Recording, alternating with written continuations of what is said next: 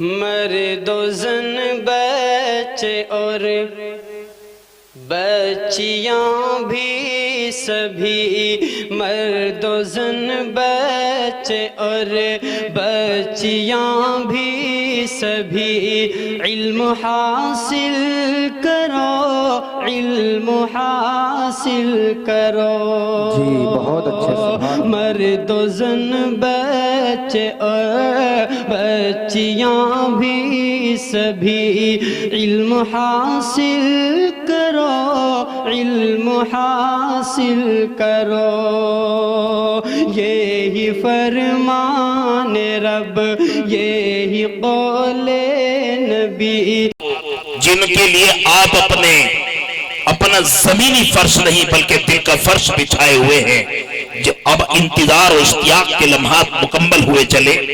آئیے ہم ایسے مقرر کے در چلتے ہیں جن کا بیان محققانہ، دلائل واضحانہ، کلام فقیہانہ اور طرز دلربانہ ہوا کرتا ہے، جن سے میری مراد حضرت اقدس حضرت مولانا ذاکر صاحب قامت برکاتہ العالیہ نائب محتمم مدرسہ حفظ الاسلام جیور ہیں، حضور والا تشریف لائیں اور اپنے گراں قدر بیان سے ہم سب سامعین کو مستفیض فرمائیں۔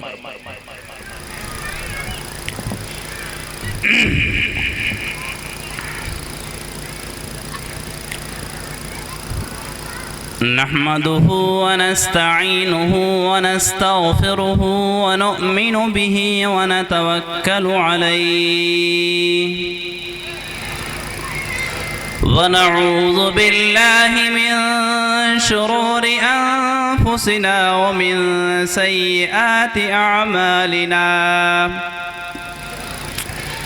من يهد الله فلا مضل له ومن يضلله فلا هادي له، ونشهد أن لا إله إلا الله وحده لا شريك له، ونشهد أن سيدنا ومولانا محمدا عبده ورسوله، وصلى الله تعالى عليه وعلى آله وأصحابه وسلم تسليما كثيرا كثيرا. أما بعد، فأعوذ بالله من الشيطان الرجيم. بسم الله الرحمن الرحيم. يا أيها الناس إنا خلقناكم من ذكر وأنثى وجعلناكم شعوبا وقبائل لتعارفوا إن أكرمكم عند الله أتقاكم إن الله عليم خبير. صدق الله مولانا العلي العظيم، ونحن على ذلك لمن الشاهدين والشاكرين، والحمد لله رب العالمين.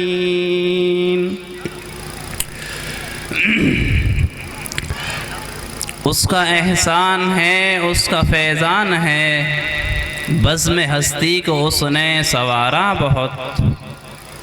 اس کا احسان ہے، اس کا فیضان ہے، بزم ہستی کو اس نے سوارا بہت. آج اشکوں پہ میں نے محمد لکھا اور ہونٹوں سے بھی اس کو چوما بہت. تیرے صدیق فاروق عثمان علی، ان کا امت میں درجہ ہے اونچا بہت. تیرے صدیق فاروق عثمان علی، ان کا امت میں درجہ ہے اونچا بہت. تیرے اصحاب نے تجھ کو چاہا بہت، تجھ کو سوچا بہت، تجھ کو سمجھا بہت. وہ تو رحمت ہی رحمت ہیں سب کے لیے، ہو وہ اپنے قبیلے کے یا غیر ہو. وہ تو رحمت ہی رحمت ہیں سب کے لیے، ہو وہ اپنے قبیلے کے یا غیر ہو. ان کے کردار عفو و کرم کے لیے فتح مکہ کا ہے ایک حوالہ بہت. وہ پیغمبر بھی تھے، وہ سپاہی بھی تھے، بانی سلطنت تھے، وہ حاکم بھی تھے. ان کے جیسا کوئی بھی نہ مجھ کو ملا، میں نے تاریخ عالم میں ڈھونڈا بہت. ہم ہی سرسبز و شاداب وہ پیڑ ہیں جن کو ابر رسالت نے سینچا بہت. آج بھی ہم ہیں اپنی جڑوں پہ کھڑے، زور آندھی نے یوں تو لگائے بہت. ڈالتی تھی جو کوڑا سرے پاک پر، آپ بہرے عیادت گئے اس کے گھر. کتنی خوش بخت تھی، کتنی بدبخت تھی، یاد آتی ہے مجھ کو وہ بڑھیا بہت. تو درودوں میں ہے، تو سلاموں میں ہے، تو اذانوں میں ہے، تو نمازوں میں ہے. ساری دنیا میں پھیلی ہے خوشبو تیری، سارے جگ میں تیرے نام لیوا بہت. سید ولد آدم شفیع الامم، نازس وزم عالم جمیل و شیم. تیرے رستے کو ہرگز نہ چھوڑیں گے ہم، چاہے ہم کو یہ دنیا ستائے بہت. محترم حضرات، معزز سامعین کرام، اور دور دراز سے تشریف لائے اور ہمارے شہر کے قصبے کے اسٹیج پر جلوہ نما قابل قدر علماء کرام، بڑی خوشی ہو رہی ہے، بہت ہی اچھا لگ رہا ہے کہ اس عظیم موقع پر اور اس خوبصورت رات میں آپ تمام حضرات یہاں پر موجود ہیں، اللہ پاک کی نسبت سے یہاں جڑے ہوئے ہیں. اور ایک ہمارے بزرگ، ہمارے بھائی، ہمارے بچے اس رات کے اندر زمین پر بیٹھے ہوئے ہیں. بڑا اچھا محسوس ہو رہا ہے. صرف اللہ کے دین کے نام پر زمین پر بیٹھ سکتے ہیں، ورنہ کوئی چیز ان کو زمین پر نہیں بٹھا سکتی. یہ اللہ کے دین کی نسبت ہے. اللہ پاک آپ کے بیٹھنے کو خوب قبول فرمائے. اللہ آپ جس مقصد سے آپ یہاں پر بیٹھے ہوئے ہیں، اللہ آپ کے مقصد میں کامیابی نصیب فرمائے. میرا مولا اس رات کے اندر خوب دیکھتا ہے اپنے بندوں کو. اللہ ہم سب کے بیٹھنے کو قبول فرمائے. میرے حضرات، میرے محترم سامعین، میں کوئی بہت بڑا مقرر یا خطیب نہیں ہوں. ہمارے ماشاءاللہ بڑے مہمان باہر سے تشریف لائے ہیں اور آپ حضرات بہت دیر سے ہمارے مہمانوں کو سن رہے ہیں. بڑی ہی اچھی قیمتی باتیں وہ بتا رہے ہیں. مجھے تھوڑی بات آپ حضرات کے سامنے کرنی ہے. میں نے جو آیت تلاوت فرمائی ہے اس کے بارے میں چند باتیں آپ کے ساتھ میں عرض کروں گا اور انشاءاللہ اپنی بات کو ختم کروں گا. میرے عزیز ساتھیوں، توجہ کے ساتھ میں بات کو سماعت فرمائیں. ابھی میں نے آپ حضرات کے سامنے ایک آیت تلاوت فرمائی جس میں اللہ تعالیٰ تمام انسانوں کو خطاب کر کے کہتے ہیں، یا ایھا الناس انا خلقناکم من ذکر و انثی، کہ اے انسانوں، اس میں کسی مسلمان کو، کسی نصارہ کو، کسی یہودی کو، کسی عیسائی کو خطاب نہیں فرمایا. اللہ نے فرمایا اے انسانوں، انا خلقناکم، ہم نے تم کو پیدا کیا ہے ایک ماں سے اور ایک باپ سے، ایک مرد سے ایک عورت سے ہم نے تم کو پیدا کیا. جتنے بھی انسان دنیا کے اندر ہیں، جس بھی برادری کے ہوں، جس بھی قبیلے کے ہوں، جس بھی خاندان کے ہوں، سارے کے سارے انسانوں کے بارے میں اللہ فرماتے ہیں ہم نے تم کو پیدا کیا ہے اور ایک مرد اور ایک عورت سے پیدا کیا. تم سب ایک باپ کی اولاد ہو، تم سب ایک ماں کی اولاد ہو. یہ آیت دراصل اس جاہلی تصور کا رد تھا جو جاہلی تصور رسول اللہ صلی اللہ علیہ وسلم کے زمانے کے اندر جو علائے قریش کی رگ رگ کے اندر کوٹ کوٹ کر بھرا ہوا تھا. عرب کا جاہل معاشرہ یہ تصور کیا کرتا تھا کہ ہم عرب ہیں، ساری دنیا کے ٹھیکیدار ہم ہیں، پورے عرب کے چودھری ہم ہیں، ہمارا کوئی مقابلہ نہیں کر سکتا. یہاں تک کہ جو عرب نہیں ہوتے تھے عجم ہوتے تھے، عرب کے علاوہ جتنے بھی ملکوں کے ہوتے تھے، وہ یہ سمجھتے تھے یہ تو گنگے ہیں، بیکار ہیں، ہمارے سامنے ان کی کوئی حیثیت نہیں۔ یہ بے شمار برائیاں ان کے اندر موجود ہیں، لاکھوں برائیاں موجود تھی، لیکن ایک یہ بڑی برائی بھی ان کے اندر موجود تھی۔ خاندانوں کا سلسلہ بٹا ہوا تھا کہ صاحب فلاں بنو قبیلے کا ہے، فلاں بنی قبیلے کا، دوسرا کسی اور قبیلے کا ہے۔ بہت سارے قبیلوں میں وہ لوگ بٹے ہوئے تھے، اور قبیلوں کے بٹنے کا اور آپس میں تعصب کا یہ نتیجہ تھا کہ ایک شخص دوسرے کی حمایت اس بنیاد پر کر رہا تھا کہ وہ میرے خاندان کا ہے یا وہ میرے قبیلے کا ہے۔ سالوں لڑائیاں چل رہی ہیں، باپ گزر گیا، دادا گزر گیا تھا، پردادا گزر گیا تھا، نسلیں کی نسلیں ختم ہو چکی ہیں۔ وہاں ایک سلسلہ چل رہا ہے کہ ہمارے لکڑ دادا کے ساتھ میں ان کا جھگڑا ہو گیا تھا، اس لیے آج ہم بھی ان سے جھگڑیں گے۔ یہ سلسلہ بے شمار لڑائیاں۔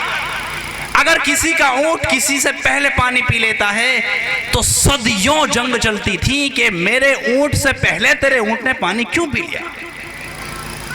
ایسا جاہل معاشرے میں اللہ کے رسول علیہ السلام کو پیدا فرمایا تھا، جس جاہل معاشرے پر کوئی حکومت کرنے کے لیے تیار نہیں تھا۔ میرے عزیز ساتھیوں، اللہ کے رسول علیہ السلام دنیا کے اندر تشریف لائے اور سارے سلسلے جاہلیت کو ختم کرواتے ہوئے فرمایا کہ میں نے ساری کی ساری جہالت کو جو زمانے جاہلیت کے اندر چلا کرتی تھی سب کو پیروں تلے رون دیا ہے، اب جہالت کا کوئی قانون میرے زمانے کے اندر نہیں چل سکتا۔ کیسا عجیب زمانہ، جس زمانے کو زمانے جاہلیت آج بھی تاریخ یاد کر کے کہتے ہیں۔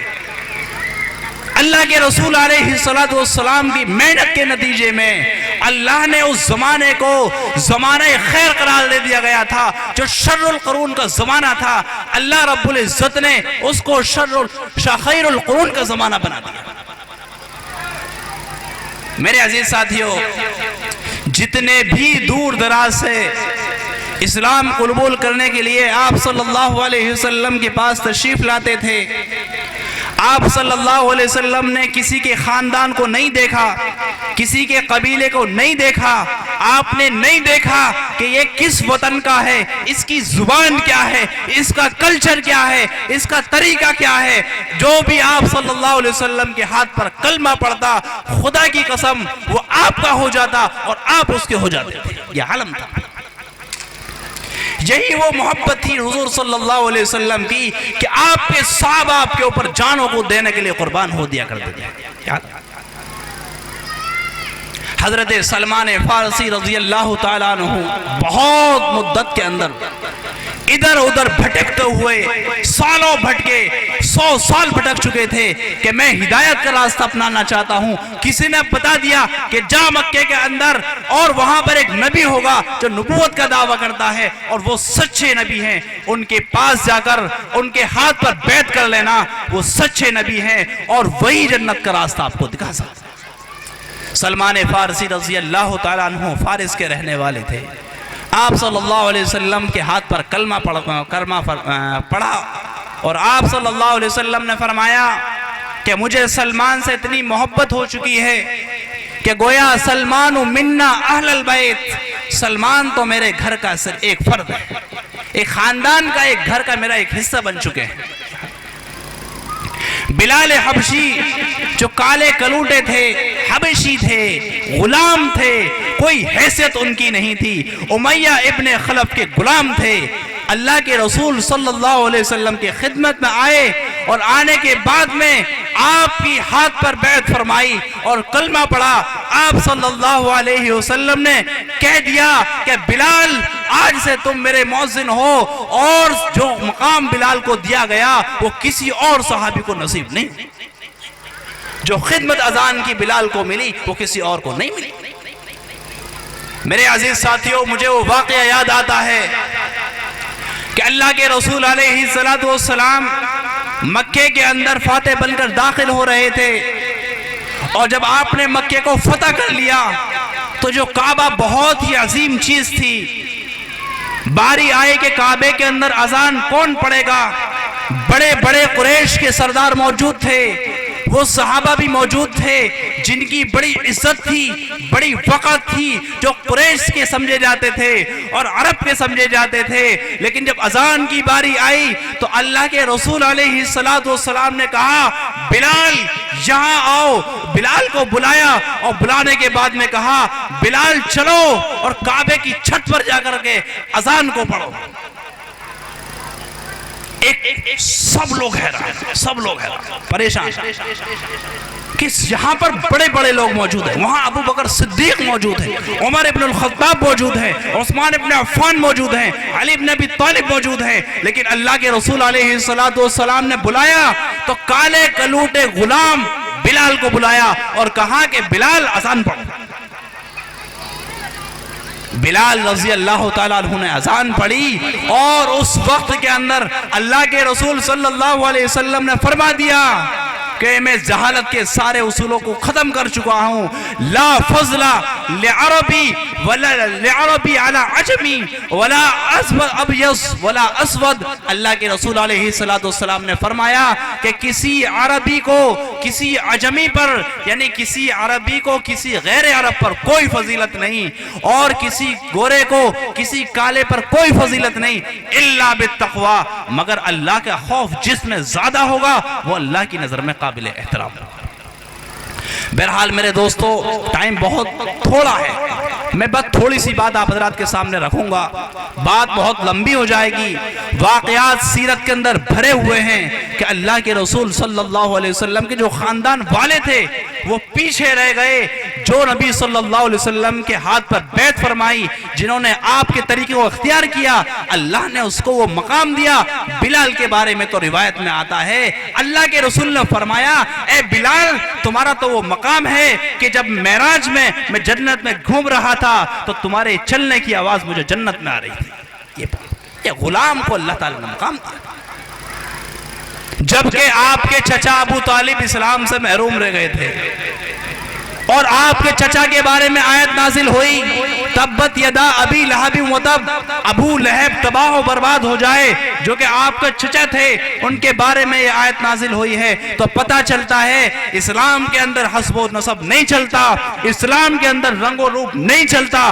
اللہ سے جو جتنا خوف کرے گا، اللہ کے رسول سے جو جتنا محبت کرے گا، آپ کے طریقے پر جو جتنا چلے گا، اللہ اس کو بلند کریں گے، وہ چاہے صدیق اکبر ہو، چاہے عمر ابن الخطاب ہو، چاہے عثمان ابن عفان ہو، یا علی ابن ابی طالب ہو، یا بلال حبشی غلام ہو، کوئی بھی ہو، اللہ تعالیٰ ان کو عزت دے۔ میرے عزیز ساتھیوں، یہ بیماری مجھے یہ ساری کی ساری باتیں یوں بتانی پڑیں چونکہ ہمارے معاشرے کے اندر یہ چیز کوٹ کوٹ کر بھرے ہوئے، معاف کرنا، اللہ کے لیے معاف کرنا، یہ بیماریاں ہمارے اندر موجود ہیں کہ صاحب یہ تو فلاں برادری کے ہیں، یہ تو فلاں برادری کے ہیں، یہ تو فلاں قبیلے کے ہیں، ارے ہمارے ان سے کوئی ناتا نہیں ہے، ارے یہ تو بڑی نیچ برادری کا، یہ تو بڑا گھنا ہونا آدمی ہے، کیا انہیں پوچھیں گے اپنی شادیوں کے اندر ہم؟ خدا کی قسم ایسے جملوں کو بولتے میں اللہ سے ڈرنا چاہیے۔ کیا ہے ہماری ہستی، کیا ہے ہماری اوقات، کیا ہے ہمارا وجود؟ اللہ فرماتے ہیں افحسبتم انما خلقناکم عبثا وانکم الینا لا ترجعون، خبردار تم دنیا کے اندر ہمیشہ کے لیے نہیں آئے ہو، اپنی اوقات کو مت بھولو، وَأَنَّكُمْ إِلَيْنَا لَا تُرْجَعُونَ، ہمارے پاس ہی لوٹ کر آنا ہے۔ اللہ تعالیٰ نے فرمایا تھا سارے کے سارے آدم کے بچے ہیں، سارے کے سارے حوا کے بیٹے ہیں، جب سب حوا کے بیٹے ہیں، سارے کے سارے ایک ماں کی اولاد ہیں، ایک باپ کی اولاد ہیں، کوئی رنگ و نسل، کوئی رنگ و روپ اسلام کے اندر نہیں ہوتا۔ یہ وہ تفریق ہے جس نے ہمارے معاشرے کا بیڑا غرق کر رکھا ہے، یہ بات ہمیں تسلیم کرنی پڑے۔ کتنی برادریوں کی وجہ سے لڑائیاں ہو رہی ہیں، جیلیں آباد ہو چکی ہیں، کتنے بھر ہیں جو برباد ہو چکے ہیں۔ ایک بچہ کسی بچے کو تھوڑا سا چھیڑ دے، اچھا یہ تو فلاں خاندان کا ہے، سارے خاندان والے اس پر چڑھ آئیں گے، یہ نہیں دیکھیں گے کہ صحیح بات کس کی ہے، غلط بات کس کی ہے۔ جبکہ حق یہ ہے، سچ یہ ہے، چاہے جو بھی غلط کرے، اگر اپنا بچہ غلط کر رہا ہے تو اس کو صحیح کہنے کی ہمت کسی کے اندر نہیں ہونی چاہیے۔ میرے عزیز ساتھیوں، آگے اللہ نے فرمایا اِنَّ أَكْرَمَكُمْ عِنْدَ اللَّهِ أَتْقَاكُمْ، تم سب میں اللہ کے نزدیک سب سے زیادہ مکرم اور سب سے زیادہ عزت والا وہ شخص ہے جو اللہ سے زیادہ ڈرتا ہے۔ جو اللہ سے زیادہ ڈرے گا اللہ اس کو اپنے یہاں اس کا مقام رکھتا ہے، اور اللہ کے رسول صلی اللہ علیہ وسلم کی نظر میں بھی اس کا مقام۔ اپنی اوقاتوں کو، اپنی حیثیت کو یوں سوچا کریں کہ ہم تو ایک وہ دور تھا جب ہمارا کوئی وجود اس سرزمین پر نہیں تھا، اس مٹی پر ہمارا کوئی وجود نہیں تھا، اور ایک زمانہ آئے گا جب ہمارا وجود اس مٹی سے مٹ جائے گا اور اس سرزمین پر ہمارا نام لینے والا بھی کوئی موجود نہیں ہوگا۔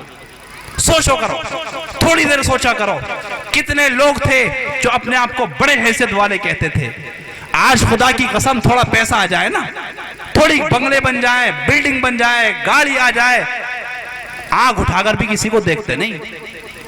بہت غلط بات ہے، اپنی حیثیت کبھی نہیں بولنی چاہیے، نہیں بھولنا چاہیے کہ سب کا سب اللہ کا دیا ہوا ہے۔ جتنی بھی مال ہے، جتنا بھی جائیداد ہے، جتنی بھی زمینیں ہیں، سب اللہ کی دی ہوئی ہیں۔ خدا کی قسم ایک دن سب کو چھوڑ کر جانا ہوگا، سب چیز چھوڑ جائیں گی، اللہ کے ہاں ہر چیز کا جواب دینا ہوگا۔ اس لیے میرے دوستو، ہمیشہ اپنے آپ کو چھوٹا بنا کر چلتے رہیں، اپنے آپ کو چھوٹا سمجھ کر چلتے رہیں، دوسروں کو حقیر سمجھنے سے، دوسروں کو ذلیل سمجھنے سے اپنے آپ کو بہت بچائیں۔ یہ عمل خدا کی قسم اللہ کو پسند نہیں ہے۔ اللہ تعالیٰ تکبر کرنے والوں کو کبھی پسند نہیں فرماتے۔ اللہ نے فرعون کا بیڑا غرق کر دیا ہے صرف اس وجہ سے کہ اس نے تکبر کیا تھا۔ اللہ نے قارون کا بیڑا غرق کر دیا ہے اس لیے کہ اس نے تکبر کیا تھا۔ اللہ نے بڑی بڑی سلطنتوں کو مٹا دیا اس وجہ سے کہ وہ تکبر کرتے تھے۔ اللہ نے تکبر کرنے والوں کو مٹی کے اندر دفن کر دیا، آج ان کا کوئی نام لینے والا بھی موجود نہیں ہے۔ سوچا کریں کہ ایک دن وہ بھی آئے گا جب ہمارا خاتمہ ہو جائے گا۔ اور خدا کی قسم میں ایک بات بتاتا ہوں آپ کو، جب کسی کے بارے میں غلط بات ذہن میں آیا کرے تو سوچ لیا کریں، خدا کی قسم پتہ نہیں یہ اللہ کی نظر میں کتنا بہتر ہوگا، شاید مجھ سے بہتر ہوگا، اور میں نے کتنے گناہ کیے ہیں اور میں نے کتنی غلطیاں کی ہیں، شاید کہ یہ مجھ سے بہتر ہے۔ یہ تصور اپنے دماغ کے اندر بیٹھایا کریں اور سوچا کریں کہ آخر ایک دن مجھے بھی مرنا ہے، ایک دن مجھے بھی مرنا ہے، مجھے دنیا سے جانا ہے، اور جانے کے بعد میں پتہ نہیں میرا حشر کیسا ہوگا، پتہ نہیں۔ ڈرنا چاہیے، ہمیشہ ڈرو۔ ایک شخص سفر کر رہا ہے، بالکل نوجوان ہے، صحیح سلامت ہے، بالکل تندرست ہے، سفر کرتے کرتے اچانک خبر آئی کہ انتقال ہو گیا، اور اتنی چوٹ آئی کہ اس کے جسم کے ٹکڑے بھی نہیں ملے۔ یہ حالت بنی، جبکہ صحیح سلامت تھا، سب کچھ ٹھیک تھا، اچانک خبر آئی ہے سب کچھ ختم ہو گیا۔ خدا کی قسم سوچا کریں کہ کاش کہیں ایسا نہ ہو جائے کہ ہمارے ساتھ کوئی ایسا واقعہ پیش آ جائے اور ہمارا وجود دنیا سے ختم ہو جائے۔ ان باتوں کو ذہن میں رکھ کر کے آپ حضرات اپنی زندگی گزاریں۔